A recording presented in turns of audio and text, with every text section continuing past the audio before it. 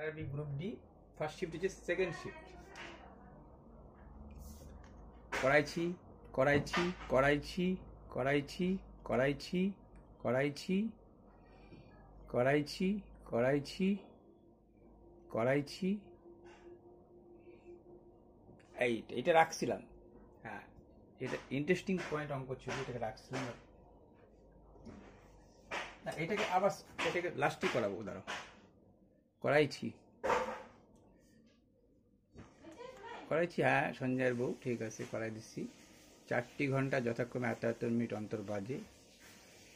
করাইছি 4টা minute LCM করে করাইছি, ঠিক আছে। আচ্ছা, যদিও না করায় থাকি তাহলে জানো এলসিএম 24, এলসিএম হচ্ছে 24, 24 12 8, 12টা বাজার পরে আবার হচ্ছে 4টা, 4 ঘন্টা 24 মিনিটে বাজে একবার। 4 ঘন্টায় কতবার বাজবে? 4 ঘন্টা মানে এত মিনিট, 24 1 এততে কত, 4 6 24, 6 10 10 বার। চলো, এটা হয়ে গেছিল, মনে হয়েছিল করাই দিল।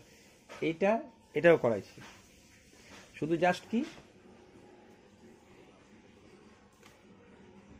এই 20কে 16 আর 4 করা।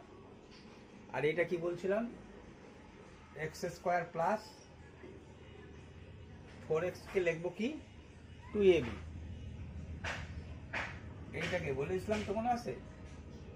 এইটাকে 4, এই 20টাকে ভাঙাবো। আর এইটাকে কি বলছিলাম, ওয়াই স্কোয়ার, এটা ওয়াই স্কোয়ার কিন্তু। আর কি বলছিলাম, ওয়াই স্কোয়ার। আচ্ছা, এটা করাইছি তো, আর ডবল ডবল কেন করাচ্ছি? 50 কিমি এত কিমি, গড় গতিবেগ কত? তো চলো, এবার তো চলে আসতেই হচ্ছে।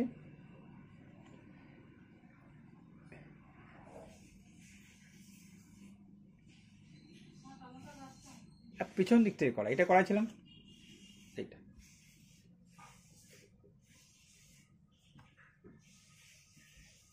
তুমি জানো এটা এটার গুণ, এটা এটার গুণ সাজাইলে পরে তাই হয়। তাহলে 6 6 36,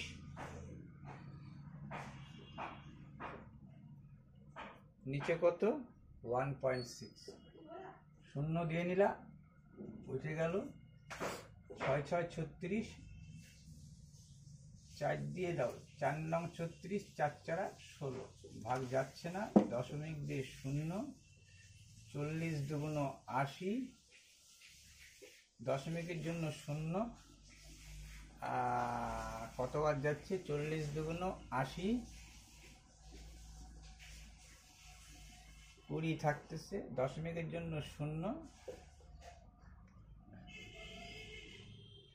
ও মাই গড, উল্টা দিক থেকে যাবো। এইটা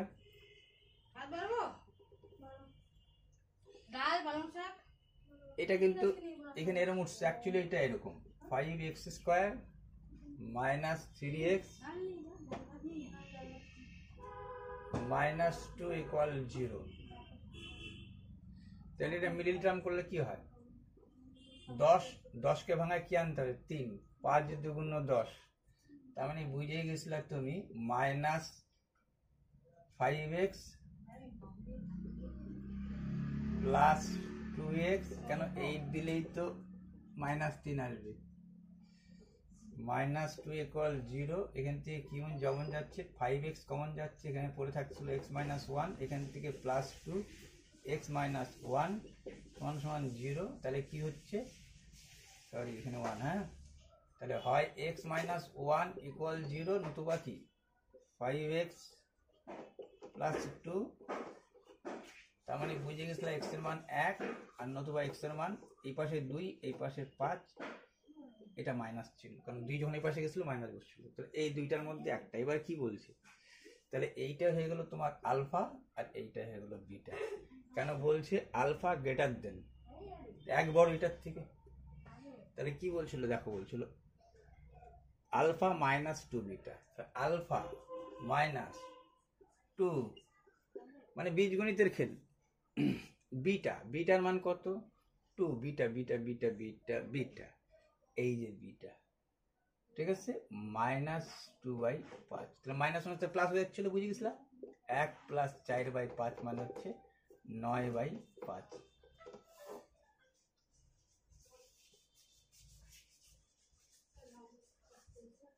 নয় বাই পাঁচ। এই জায়গাটা বাবা,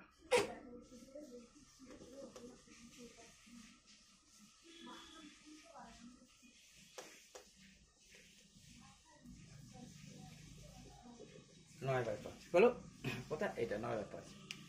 চলো পরেরটা।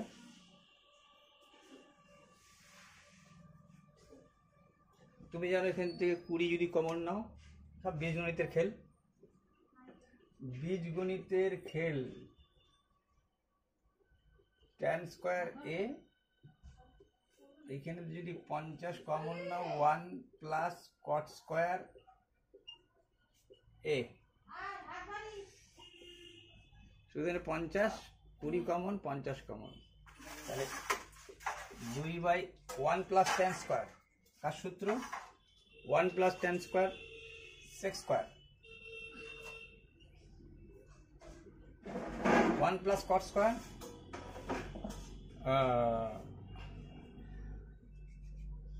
Cosec square. দেখো মনে রাখার মতো এই জিনিসগুলোই। এটা জানতা তুমি tan স্কয়ার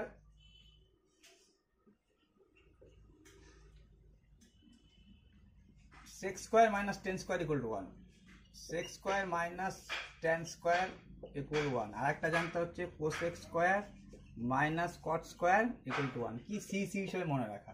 তাহলে ওই পাশে যদি চলে তো 1 + cot স্কয়ার, তাহলে এখানে এটা কি যাবে, cosec স্কয়ার = ওই পাশে গেলে কি হতো 1 + cot স্কয়ার। সেই হিসাবে এই সূত্রটা যেটা sec স্কয়ার - tan স্কয়ার = 1, আর এটা জানতা cosec স্কয়ার - cot স্কয়ার = 1। এখান থেকে সূত্র দুটো আসে। চলো এর পরেরটা কি আছে। আচ্ছা, sec by cosec, sec by cosec। আচ্ছা দেখো সাইনের অপোজিট, কসের অপোজিট হচ্ছে sec, কসের অপোজিট হচ্ছে sec। তার মানে কসের অপোজিট sec মানে হচ্ছে এটা, কসের অপোজিট sec মানে কস মানে হচ্ছে ভূমি বাই অতিভুজ। তাহলে sec কি, অতিভুজ বাই ভূমি। যদি ভুলে যাও অতিভুজ বাই ভূমি, কোসেক মানে কি সাইনের অপোজিট, লম্ব বাই অতিভুজ, অতিভুজ বাই লম্ব। তাহলে অতিভুজ কাটা। তাহলে এই দেখো 1 বাই ভূমি গুণ জন্য দেখি তো উল্টাই তো, উপরে লম্ব নিচে কিছু নাই, এই লম্ব উপরে আসতে অতিভুজ যদি এক কাটা গেছে, তার মানে tan 2/5 = tan স্কয়ার আছে, স্কয়ার দিয়ে দিলাম, কোথায় গেল 2/5 tan স্কয়ার। আর এখানে তো a করে ছিলই, a দিয়ে দিলাম। ঠিক আছে, a দেওয়া নেওয়া দেওয়া সমান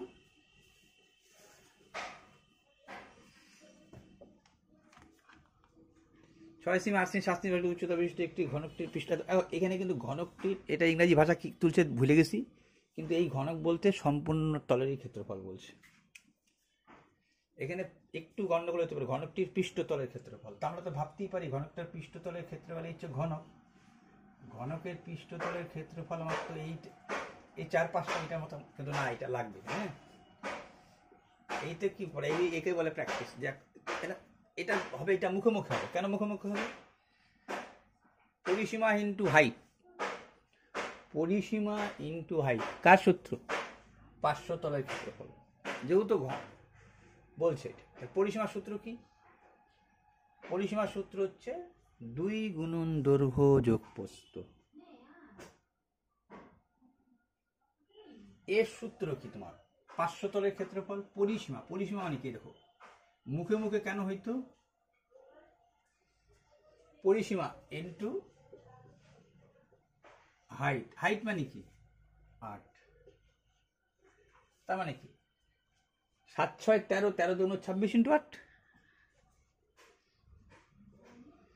26 × 8 কার হইল? 26 × 8 কার?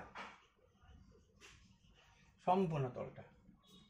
আর এই যে তলটা, এই তলটার নিচ তলটা যে আছে, এটা কি দৈর্ঘ্য গুণন প্রস্থ, তাহলে 6 7 42 দুগুণ 84।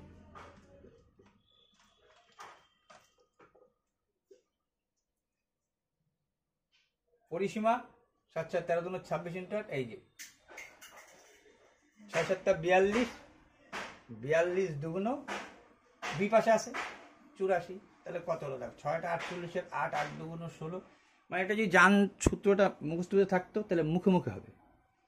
6টা 48 8 দুগুণ 16, 17 18 19 20 84, 8 4 12 দিয়ে 8 8 9, 292।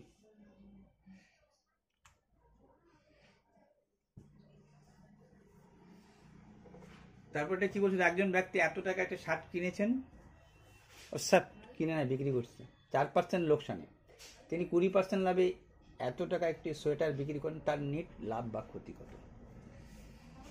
তাহলে বুঝে গেছো 4% ক্ষতি। আমি এখান থেকে তো নড়বই না, শুধু একটা ক্ষেত্রেই নড়বো যদি বিক্রয় মূল্যের উপর ক্ষতি বলে, তাছাড়া তো সব ক্ষতি মানে ক্ষতি, লাভ মানে লাভ। তাহলে 4% ক্ষতি মানে বুঝে গেছো সেলিং প্রাইস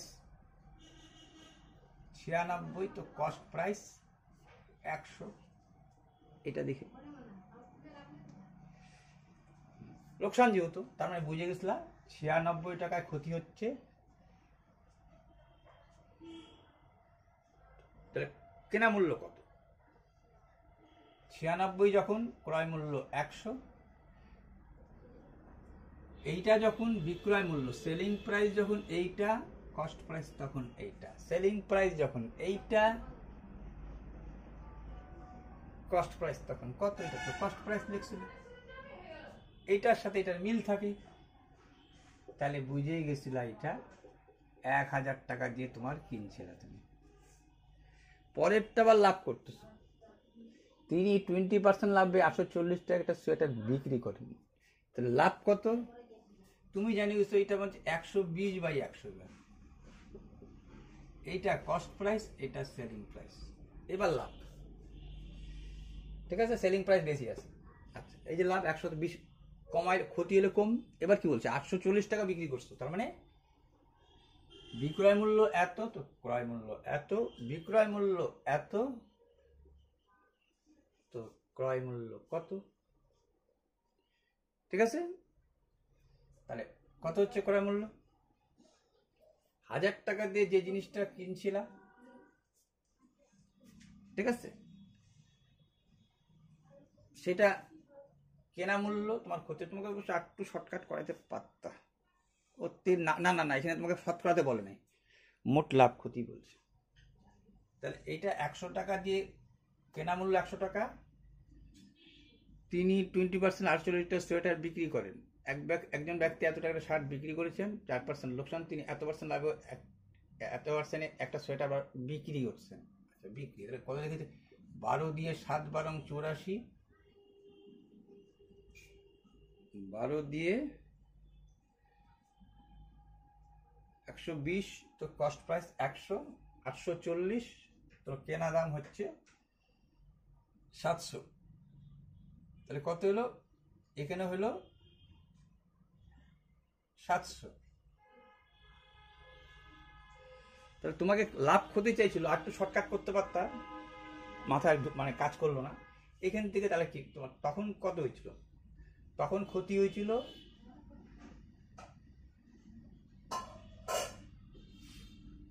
40 টাকা, এটা একটু শর্টকাট করতে পারতাম, তখন ক্ষতি হয়েছিল 40 টাকা, এখানে লাভ করছে কত টাকা, এইটাই তো তোমার বিক্রয় মূল্য, এটা তো ক্রয় মূল্য ব্যাকেট বাড়িল, তাহলে কত লাভ করছো, সরি 140 টাকা, এইটা লাভ হচ্ছে 140, এইটা হচ্ছে ক্ষতি। কেনা সিপি সেলিং প্রাইস, তাহলে তখন ক্ষতি করছিলাম আর এখন লাভ করলাম, 700 টাকা কেনা দাম, 140 টাকা লাভ করলাম, তাহলে মোটের উপর বলছে না তোমাকে, নেট লাভ ক্ষতি, তাহলে কত, 100 টাকা লাভ হইল। আগে লোকসান করছো, এখন লাভ করছো 40 টাকা, টোটাল হিসাবে 100 টাকায় লাভ। এটা একটু শর্টকাটে করে দেওয়া যেত, জায়গা যখন যেটা মাথায় ঢুকবে তখন সেটা করে দিবা। 2-4 সেকেন্ডের জন্য আবার চিন্তা করতে গিয়ে যদি এর থেকে আরো শর্টকাট চিন্তা ঢুকে যায়, আছিল মনে হলো এত কিলোমিটার দূরত্ব 12 ঘন্টা অতিক্রম করতে, সে এতর মধ্যে দূরত্ব কভার করে। দেখো তাহলে এতর মধ্যে ওই দূরত্ব 3-এর 2 কভার করে, সময়টা এইটা, কভারটা এইটা, টোটাল দূরত্ব কত? 150। টোটাল ডিস্টেন্স তো তোমাকে বলে দিচ্ছে 150, টোটাল টাইম বলে দিচ্ছে তোমাকে 12 ঘন্টা।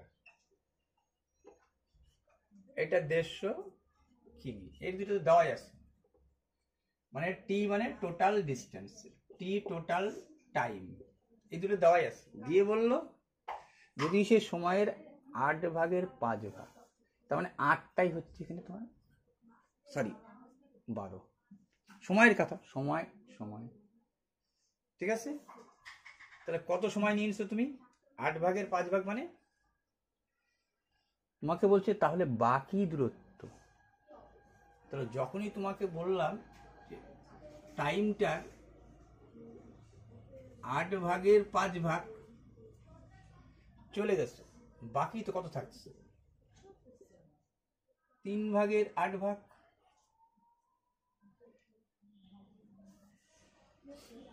ইন্টু 12 ঘন্টা, 4 দিয়ে 4 দুগুণ 8, 3 4 12, তার মানে তোমার হাতে আছে এখন 9/2 ঘন্টা। এইটা তো যাত্রা শেষ।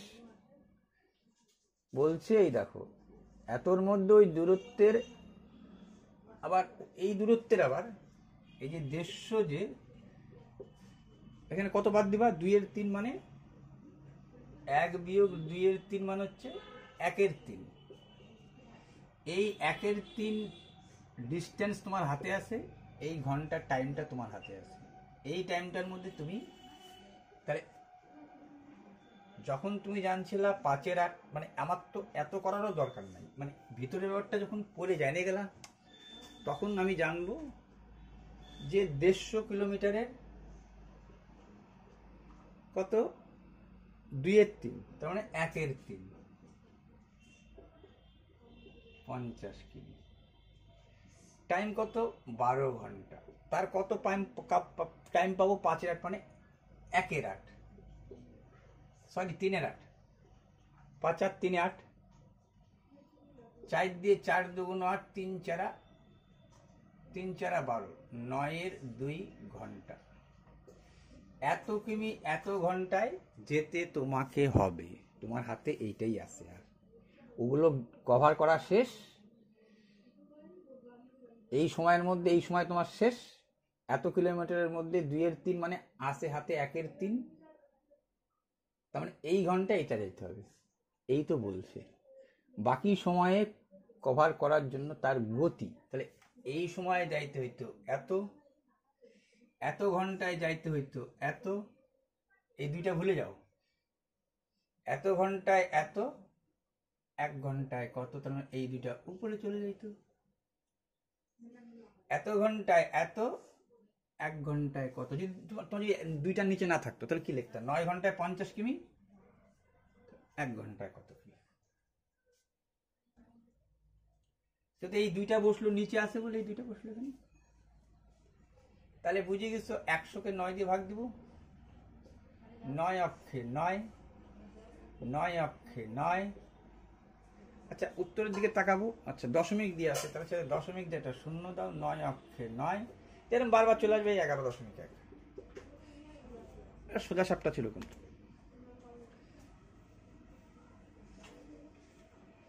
দেখো এইটা তো সবার শেষে করতে হবে, অঙ্কটা পড়েই বুঝে যাবে তুমি।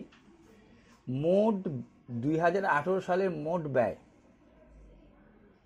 আর 2020 সালের মোট ব্যয়ের শতকরা তুলনা চাচ্ছে। 2018 সালের মোট ব্যয় বের করো, টোটাল যোগ করো, 2020 সালে সব যোগ করো, এই কথা বলছে। এবার বলছে পার্সেন্ট অনুযায়ী কত, তাহলে সময় সাপেক্ষ, এটা ছেড়ে দেওয়া ভালো। নিম্নলিখিত বিঘটিত নিকটতম আণবিক মান এই দেখো এই সোজা নিকটতম বলেই তোমার সোজা হয়ে গেলো। 2 2 ধরো, 5 আর 2 7 বিয়োগ, আচ্ছা গুণ, 3 2 6, 3 আর 2 6, এই 1, শেষ গল্প। নিকটতম মান তো এই যে দেখিয়ে বুঝে গেছিলাম। ও আচ্ছা, A is to B is to C চেয়েছি, আমি ভাবছিলাম মধ্য সমানুপাতের মতো। না, এটার কি নিয়ম আছে? এ বি সি কি, এ আর বি 7/9, এই গ্যাপ পূরণ করো। বি সি কত, 15 7, এই গ্যাপ পূরণ করো। এইখানে যেটা থাকে, এইটা যেটা থাকে সেটা দিয়ে গ্যাপটা পূরণ করতে হয়। যেমন এই ঘরটা 9 ছিল, 9 পূরণ, এইটা 8 পূরণ। কিছু শর্ট ট্রিক্স তো লাগবেই। তাহলে কত হলো 7, দেখো এখানে হলো 7 গুণন 15 ইস টু 9 গুণন 15 ইস টু 9 গুণন 7 লাগলাম কেন, একটু কাটাকাটি যাবে যে বোঝাই যাচ্ছিল। 3 5 15, 3 5 15, 3 তিরিকা 9, তাহলে 5 7 35, 5 9 45, 3 7 21, 35 45 21, 35 45 21। চলো এইটা 8 দ্বারা বিভাজ্য। 8 দ্বারা বিভাজ্য কি, 8 দিয়ে কাটতে শুরু করে দাও। 64 84 y 6, 8 8 64, 8 8 ক্যাট, এটা কিন্তু y, হ্যাঁ হয়ে গেল। তাহলে কত দিতে পারে এখন বলছে কিন্তু সর্বনিম্ন।